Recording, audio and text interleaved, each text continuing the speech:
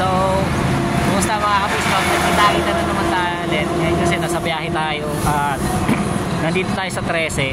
Actually, first time ko mapunta dito. Parang dulo to kasi yung arko niya. Nando doon.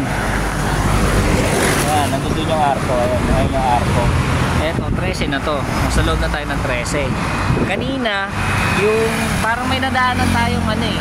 Hindi ko lang sure kung bypass road yun. Napakahabang daan niya, natagusan sa Tansa papunta dito sa 13. Eh ngayon, total kasi wala naman na tayo sa company, balik tayo sa lalamove natin. Pero tuloy-tuloy pa rin naman tayo sa ginagawa natin sa content natin. Tuloy-tuloy pa rin naman. Ngayon kasi wala akong tripod. Kasi gusto ko mag-tripod pero alis din ako. So galing tayo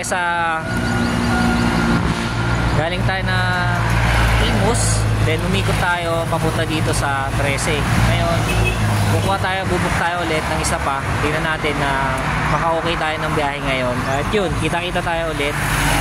Hoping na hindi tayo masyado gabihin.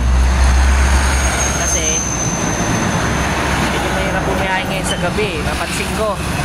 At sa mga bypass road, meron ako nadaanan na parang kanal siya na matarik pa dito sa Cavite. Kailangan natin mag-ingat. Ayun, sa lahat dyan na kapwa natin rider, sa ride safe tayo lagi. Ayan, medyo maliwanag tayo. Ito, ganyan nga natin. Ayan. At ayun, ride safe lang. Ito nga pala, Towns Delight to. Hindi ko alam kung ano to.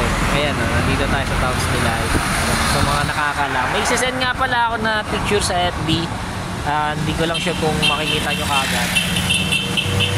Along Imus yun, diba? Hindi ko lang sure kung ano pangalan ng Imus. Hindi ko na natanong kasi busy na ako eh. Nagano na ako ng book ko eh. Kasi para hindi rin naman tayo masira sa CS natin, eh, binibilisan natin kahit paano, diba?